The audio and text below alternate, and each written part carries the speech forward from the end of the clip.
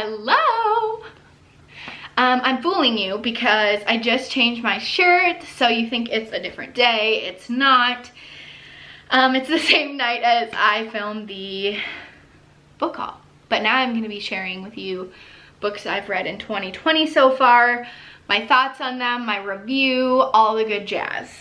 I'll let you know if it's worth buying, okay? Or should you just rent it from the library for free? Okay, so we're gonna go to my Goodreads app where it keeps track of how many books I've read, what I rated them, and such. So I have read 18 books this year. Let's see. Let's start with the first one I read. We're gonna go from beginning to end of the year, just so it's, just jog my memory. And these are all books that I have sold. So I think I only have one in my, like it's right over here. I have one in my possession because I've sold them all, which I suggest you do that. Like I used to be someone who hoarded all my books. Now I've come to the realization that I need to sell them because I will never read them again. I am not someone who reads books twice unless it's an ultimate classic, which I have not found one yet that I need to keep to read again. Because I don't like that I know what's coming. It's weird because I will watch a TV show like 85 times, but I will not reread a book. Anyway, so I suggest you do that. You know, you get your money back from buying them, and then you can make room for more books, and you know, then it's just a little bit more sustainable. All right, the first book I read this year, which was so good, and I actually read it at Tyler's parents' house when we were there for New Year's.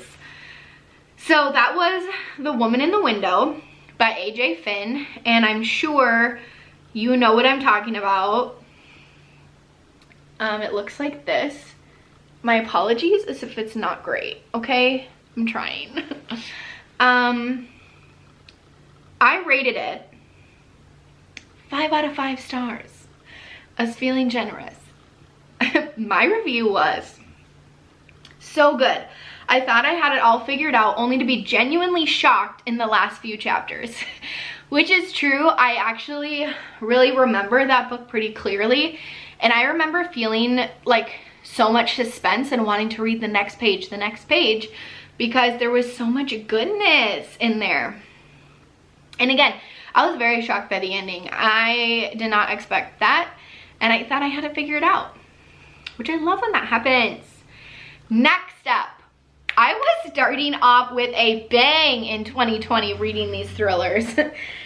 The next one, which was the 2019 winner of Thriller of the Year in Goodreads, I rated it a 5 out of 5 stars, which I humbly still think to this day. And I reviewed saying, I genuinely cannot believe the ending. I had to reread a couple of times. What? Best thriller of 2019 is right. Sometimes when I read these, I find myself so funny. But this one is so good. I gasped at that ending. I was like, what? It was good. All right. Ooh, I was rough on this one. I mean, I remember that, but okay. Next up is All the Missing Girls by Miranda. I really need to just not show you my screen. It's not going to show up. I rated it a 2 out of 5 stars. Ooh, I am mean. I didn't even review it. I just rated it. I must have been pissed. Okay. Oh, this one I remember it just was kind of slow, and then the ending was just kind of predictable, but it also just felt like there was no lead up. It wasn't like, oh my gosh, I thought that's who it would be, or wow, I'm shocked. I didn't feel either of those. It just felt like blah. And one of my other friends rated it a 3 out of 5, so I don't feel so bad. Next was Emma in the Night. I distinctly remember this one. I rated it a 4 out of 5, and I actually didn't write a review for this one either, but I remember this one, there was a lot of twists and turns And again, I didn't expect a lot of it, but it wasn't like thrilling enough for me, if that makes sense. Like, I just felt like it was a little mysterious, but it wasn't like, holy crap, I'm gripping the edge of my seat, can't wait for the next page type of book, if that makes sense. Again, but I didn't expect the ending.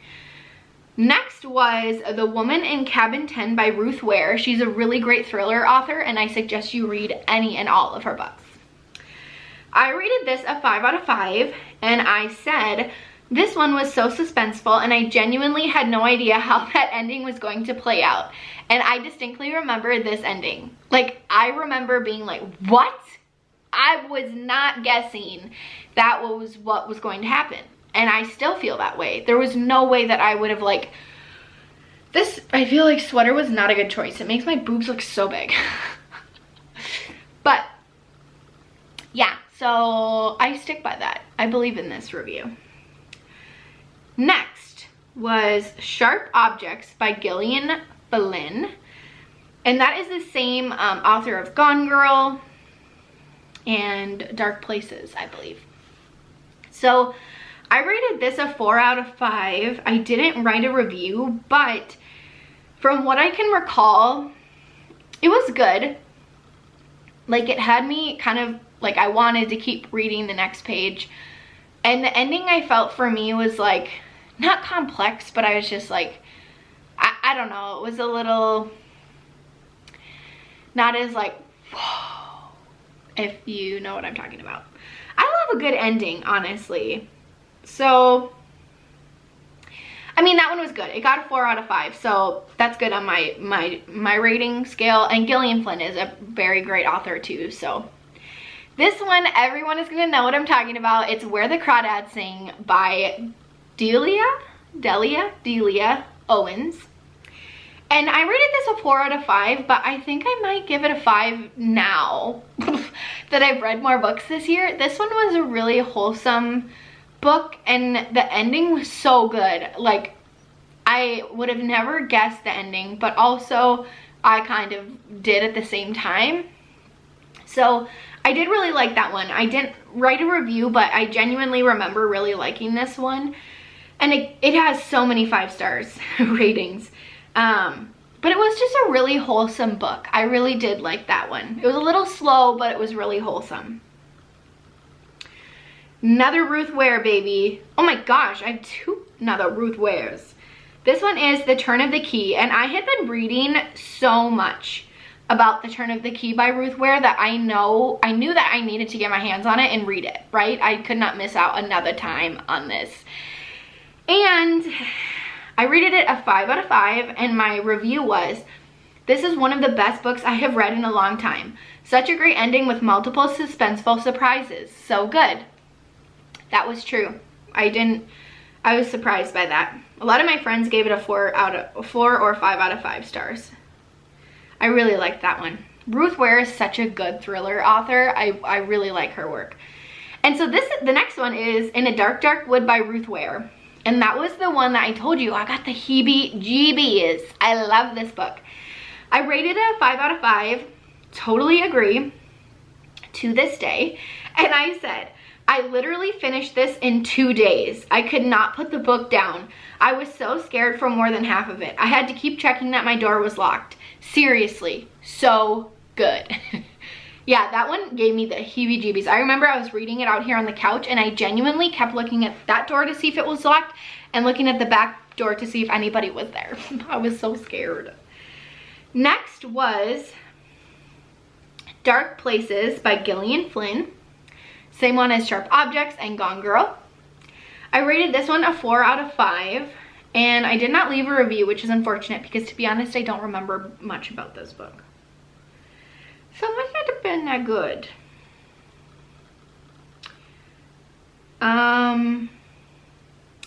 Oh, yeah, this one was a little slow.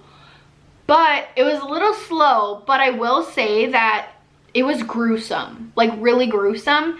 And I would have never guessed that ending. To be honest, it was like kind of out of nowhere. And I remember it just being that satisfying. Like, I was like, this is what I read the book for. Like, this is the ending. Like, I wanted it to be something different. But it was pretty gruesome, which I enjoy in a thriller. So that's probably why I gave it a 4 out of 5.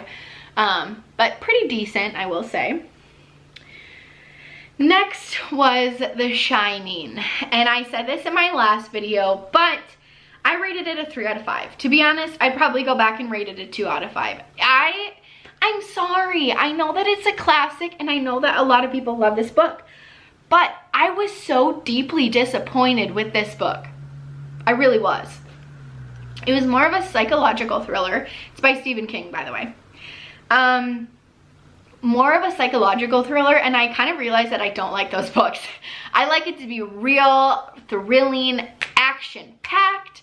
I want things to be happening in real life, not in your head, okay? No. There were a couple scary moments, but they were very far and in between, and it didn't fill my cup. No, it didn't. That's who Maddie rated it. She rated it a 4 out of 5. Okay. Next is Someone We Know by SHARI, LAPENA, which I figured out I really like her as an author as well. I have quite a few of her books on my shelf here to read yet. I rated Someone We Know by SHARI, LAPENA a 5 out of 5. And I said I loved this book and it made me buy all of her books. A quick thriller, but I was hooked from the first chapter, which is rare, which I still stand by. And I still stand by the fact that I love her as an author, and that's why I bought like all of her books. I think there's like, I don't know how many, but I bought like 5 of them right away because I really liked her work. She's a quick thrill. Reading was fast and easy. Really liked it. Daisy and Tyler are here now. And we have to go straight to the back. So next is The Couple Next Door by SHARI, LAPENA.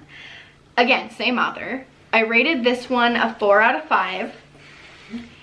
And I didn't leave a review. What is it with me and not being consistent with leaving a review? Pissed at myself now. Let's see. Oh, this one, it was a quick thrill and I was a little hooked at the beginning, but I remember the ending being just like, like it was kind of like predictable, foreseeable. It wasn't that scary and I wasn't that surprised. So, but again, she's a really good writer, so like it still made it good to read. If that, like, I still finished it because she's a good writer. Next, so we're getting towards the end, everyone. Next book was The Wife Between Us, and this is by Greer Hendricks and Sarah Buchanan. Buchanan? One of them. I rated this a 4 out of 5. Again, I did not leave a review, but I really did like this one.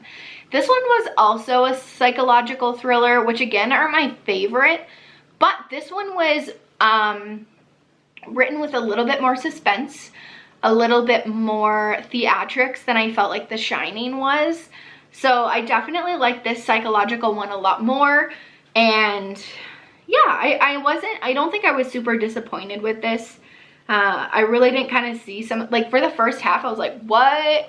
And then the second half I was like, I didn't see that coming. I didn't see where this book is going, and I did not guess it would be in this direction. So, I mean, that's good. That's the part of mystery, suspense, and thriller, is to be shocked by the book, which I was. Next was The Family Upstairs by Lisa Jewell. I rated this a 3 out of 5, and I stick to that. I didn't leave a review. I hate myself.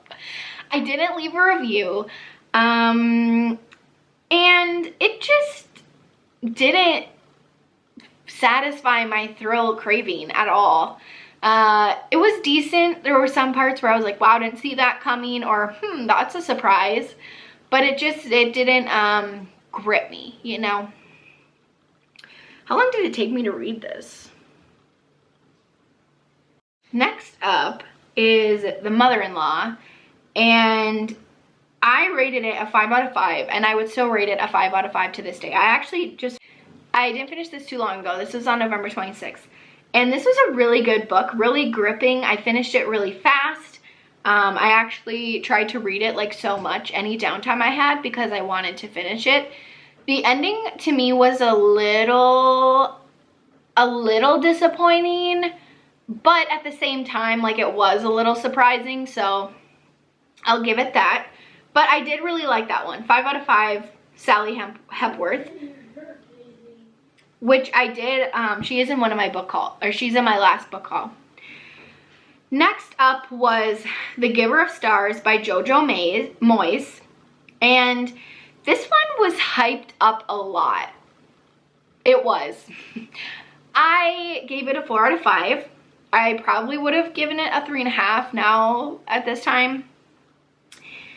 It was good. Like, it was wholesome. It was wholesome. But that's like the only word I would give it. This one wasn't a thriller. This one was more of like a romance type of situation. So I liked it. It just, I felt like it was, you know, when something is so hyped up and then you finally like watch it, see it, taste it, whatever it is, and then you're like, it's just not as good as I was expecting. That's what this book was. But again, very wholesome. I will give it that. This is the last book I read, The Wives, and I rated this a 5 out of 5, and I really liked that book. It was very much a psychological thriller, but you don't know that until towards the end.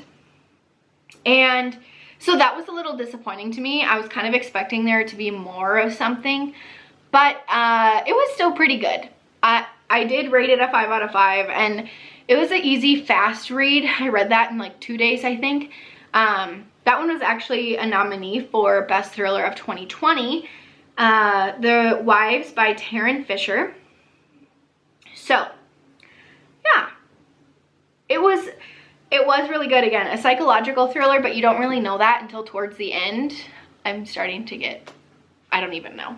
It happens when I get anxious. Anyway. So that was my books I've read this year. My ratings, reviews on them. I will leave their titles and author, and then I will also leave the thrift books link down below in case you want to buy them and get 15% off your order. And yeah, so happy reading, everyone. And if you're watching this, you're probably a book nerd, so hello. I need to go save Tyler.